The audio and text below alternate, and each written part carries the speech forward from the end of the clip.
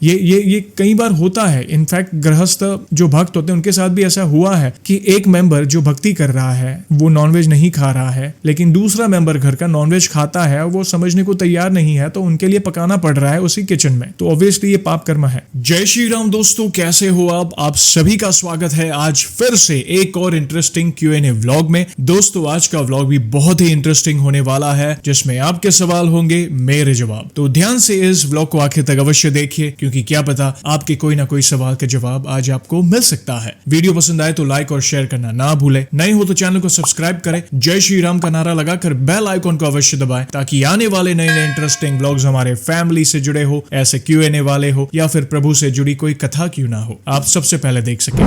सबसे पहला सवाल अलग सवाल है। एक पुरुष भक्त द्वारा ये सवाल मुझे पूछा गया कि जयेश भैया, मुझे बहुत दुख होता है कि जब लोग प्रसाद, प्रभु के नाम का जो प्रसाद होता है उसका अनादर करते हैं। प्लीज आपके विचार बताएं इस बारे में। अगर आप मेरे विचार पूछ रहे हैं, मैं तो इतना ही कहूंगा, देखिए मुझे भी दुख होता है। कई लोग होते हैं भक्ति तो करते हैं, मतलब बाहरी है भक्ति, अंदर वाली जो कनेक्शन वाली बात नहीं होती है। ये ज्यादातर ऐसे लोगों के साथ होता है, जब कोई प्रसाद देने जाए तो वे प्रसाद नहीं लेते, बस हो गया। तो ये उनका दुर्भाग्य है कि उन्हें प्रभु के नाम का प्रसाद ग्रहण करने नहीं मिला। तो आप दुखी ना होइए, प्रभु से प्रार्थना करें कि प्रभु देखिए ये चीज हो रही है और हम सब आपके ही अंश हैं, हम आपके ही जन हैं, तो प्लीज ऐसे लोगों को सद्बुद्धि दे ताकि वे प्रसाद की महिमा को समझ सके। तो ये बहुत इंपॉर्टेंट पॉइंट आपने रखा है। कई लोगों की आदत होती है दूर से ही ऐसे, या अगर हम पंचामृत देते हैं तो बस ये वाली उंगली, देखिए मतलब वे चाहते कि उनको कृपा तो चाहिए मगर वो चीज अनुभव नहीं करनी, मतलब ये वैसी चीज हो गई। तो प्लीज ऐसा ना करें।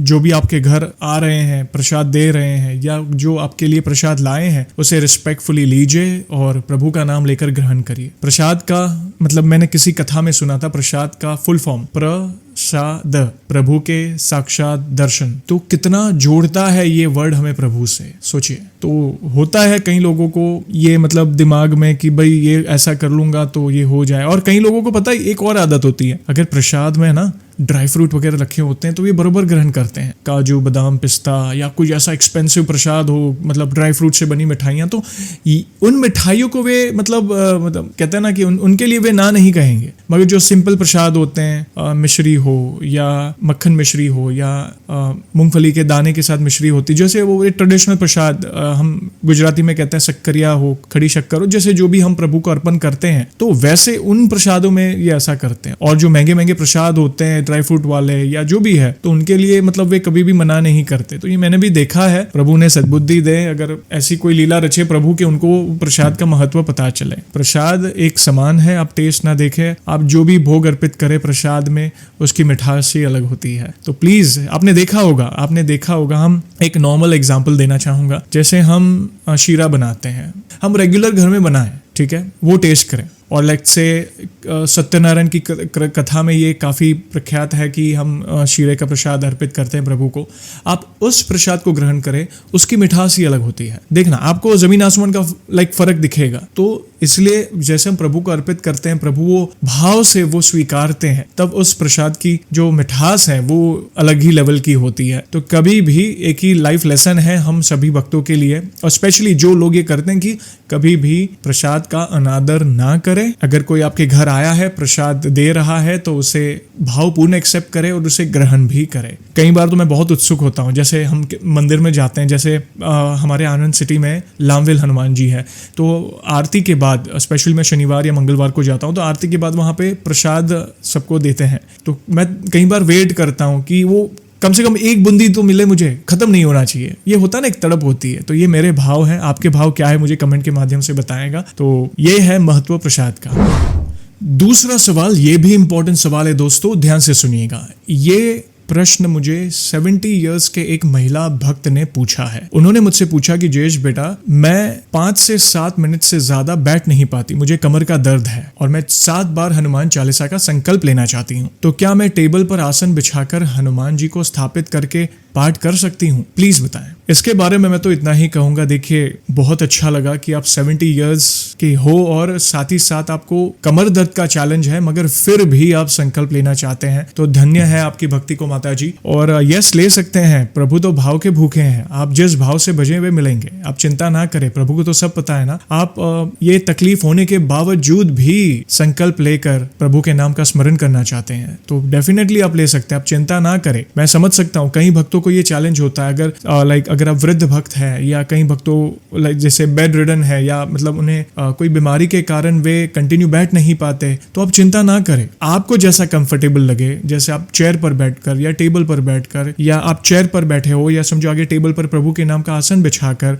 प्रभु को स्थापित करके आप संकल्प के पाठ कर सकते हैं। सच्चे दिल से पाठ करें, कोई दिक्कत नहीं। अगर आप संकल्प ना भी ले, नॉर्मल पाठ भी अगर आप सच्चे दिल से करेंगे तो भी प्रभु स्वीकारेंगे। वो भाव से कनेक्ट होना है बस, और क्या है। संकल्प ले या ना ले, अगर आप भाव से कनेक्ट हो रहे हैं तो आपको संकल्प लेने की भी जरूरत नहीं है। मगर हमें अच्छा लगा, आप हमारे लिए मोटिवेशन है कि स्पेशली कई युवाओं के लिए मोटिवेशन है जो कई छोटी छोटी एक्सक्यूजेस देते हैं कि भाई ये इसके कारण मैं संकल्प नहीं ले पा रहा हूँ, ये रीजन इसके कारण मैं संकल्प नहीं ले पा रहा हूँ। उसके लिए आप एग्जाम्पल है कि 70 ईयर्स होने के बावजूद आपके कमर में दर्द है, आपने कैसे जैसे बताया कि 5 से 7 मिनट से भी ज्यादा मैं बैठ नहीं पाती, फिर भी संकल्प लेना चाहते हैं। तो थैंक यू वेरी मच ये लाइफ लेसन देने के लिए। हम सभी के लिए ये आई ओपनिंग है। डेफिनेटली लीजिए, देखना प्रभु अवश्य उपस्थित रहेंगे आपके पाठ में। तीसरा सवाल बहुत बहुत बहुत इंपॉर्टेंट सवाल है दोस्तों, ध्यान से सुनिएगा। एक पुरुष भक्त ने ये बहुत ही इंपॉर्टेंट सवाल पूछा कि जयेश भैया, मैं किसी घर में खाना बनाने का काम करता हूँ और वहाँ के जो ओनर है वे नॉनवेज खाता है, तो मुझे मजबूरन नॉनवेज बनाना पड़ता है। पहले मैं भी नॉनवेज खाता था, लेकिन प्रभु की कृपा से मेरा नॉनवेज खाना छूट गया है। लेकिन मुझे नॉनवेज बनाना भी अच्छा नहीं लगता, तो क्या करूं? नौकरी छोड़ दूं या फिर क्या करूं? तो प्लीज आप अपने विचार बताएं। देखिए, इस बारे में मैं क्या कहूं, हम सभी को पता है कि नॉनवेज खाना या नॉनवेज बनाना ये सारे कार्य पाप कर्म में गिने जाते हैं, क्योंकि हम किसी निर्दोष जीव की हत्या करके ग्रहण कर रहे हैं या उसे पका भी रहे हैं, तो ऑब्वियसली ये पाप कर्म में ही गिना जाएगा। लेकिन अच्छी बात ये लगी मुझे कि आपने नॉनवेज खाना छोड़ दिया और आप जो कार्य कर रहे हैं नॉनवेज बनाने का, मतलब आप शेफ हो या समझो आप किसी घर में खाना बना रहे हो, तो वो आपको गिल्ट अंदर से महसूस हो रहा है, क्योंकि कई लोगों को ये भी महसूस नहीं होता। तो आपको अंदर से गिल्ट महसूस हो रहा है कि मुझे ये नहीं करना, मगर फिर भी मजबूरन करना पड़ रहा है। तो प्रभु से ही प्रार्थना करें कि प्रभु ये प्रॉब्लम है, मैं ये पाप कर्म नहीं करना चाहता, तो ऐसी कोई लीला रचे,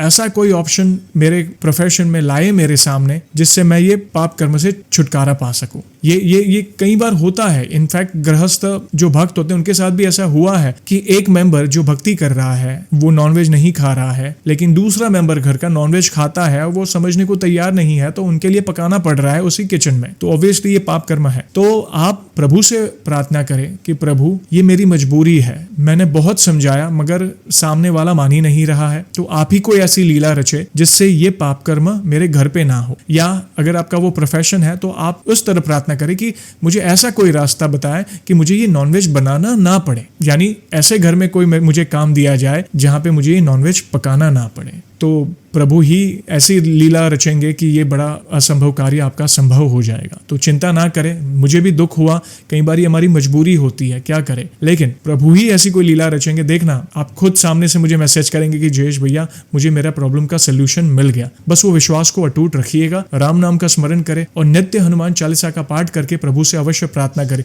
देखना आपके लिए प्रभु बेस्ट रास्ता निकालेंगे। और दोस्तों, आप सभी को तो पता ही है कि व्लॉग को हम ऐसे ही एंड नहीं करेंगे, प्रभु के नाम का गुणगान जो करना है। आज मैं हनुमान जी से जुड़ी बहुत ही इंपॉर्टेंट लाइंस लाया हूं, गा के नहीं, आज आपको बोलकर सुनाऊंगा। आप ध्यान से सुनिएगा, आपके अंदर एक अलग ही एनर्जी आ जाएगी। याद रखिएगा, कमेंट के माध्यम से मुझे अवश्य बताएं कि ये पंक्तियां आपको कैसे लगी। तो बोलिए सियावर रामचंद्र की जय, पवन सुत हनुमान की जय। निडरता, हनुमान जी का ये गुण बहुत ही महत्वपूर्ण है। माता सीता की खबर लाने लंका जाते वक्त हनुमान जी के रास्ते में भी बहुत सारी बाधाएं आई। सुरसा जैसी राक्षसी हो या लंकिनी या फिर रावण की खूंखार सेना, उन्होंने निडरता से सबका सामना किया। रावण की सोने की लंका जलाई, कोई भी उनका कुछ बिगाड़ नहीं सका और सकुशल माता सीता की खबर लेकर प्रभु श्री राम के पास वापस आ गए। हमारे जीवन में कई बार इतनी सारी तकलीफें आ जाती है कि हम हिम्मत हार जाते हैं, हम डर जाते हैं कि हमसे कुछ ना होगा। हम उस तकलीफ को अपने मनोबल से बड़ा समझ लेते हैं, इसलिए वो तकलीफ हम पर हावी हो जाती है और हमारा हौसला